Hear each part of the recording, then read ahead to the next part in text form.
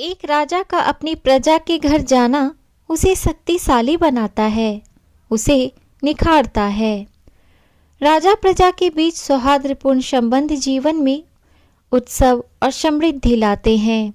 इसे सूर्य और शनि के संबंधों में समझा जा सकता है। नवग्रहों में सूर्य राजा और शनि न्यायाधीश के पद पर हैं। ज्योतिष में शनि को प्रजा का कारक माना गया है। एक राजा जब अपनी प्रजा के घर जाता है तो वह विशेष अवसर यानी कि मकर संक्रांति होता है। इसे राजा और प्रजा दोनों का मान बढ़ता है। उत्सव होता है।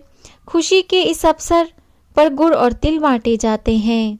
राजा की खुशी के लिए गुड़ और प्रजा की खुशी के लिए तिल। मिलन का यह दिन सूर्य का उत्तरायण होना है।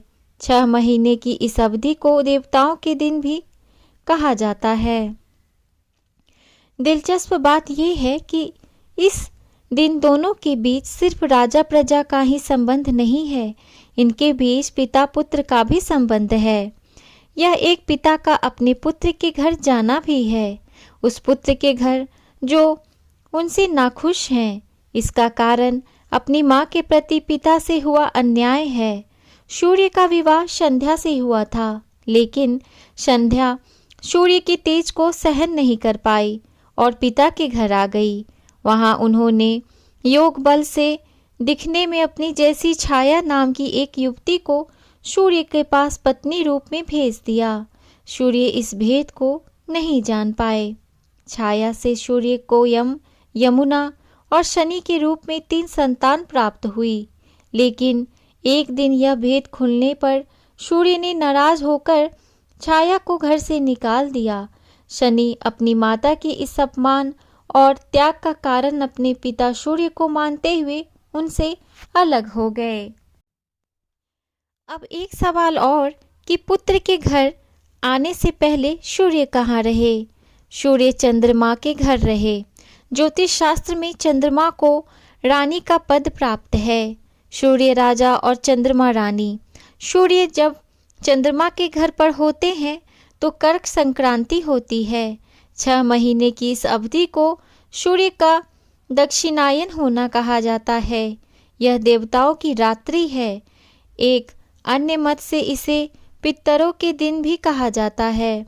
गौर करने वाली बात है, जब एक राजा का अपनी प्रजा से संबंध यानी मेल मिलाप बंद हो जाता है तो उसकी शक्ति भी क्षीण हो जाती है। महत्वपूर्ण कार्य रुक जाते हैं। सूर्य का दक्षिणायन होना यही बताता है। साथ ही उत्तरायण हमें यह सीख देता है कि एक अच्छे राजा को समय समय पर अपनी प्रजा के हालचाल जानने के लिए उनके बीच जाते रहना चाहिए। और फिर यह राजा एक पिता भी है जो अपने नाराज बेटे को मनाने के लिए उसके घर जाता है। देखा जाए तो यह राजा प्रजा और पिता पुत्र के परस्पर संबंधों को अच्छा बनाने की कोशिश का भी दिन है, यानी रूठे हुए को मनाने का दिन है। तो दोस्तों, अगर आपको मेरी दी गई जानकारी अच्छी लगी हो तो मेरे इस वीडियो को एक लाइक ज़रूर करें, अपने दोस्तों में, अपने परिवारों में इसे ज़रूर शेयर करें। और अगर आप मेरे चैनल को आज पहली बार देख रहे हैं तो मेरे चैनल को सब्सक्राइब कर लें। मैं इसी तरह की जानकारी लेकर हमेशा अपने इस चैनल पर आती रहती हूँ। धन्यवाद।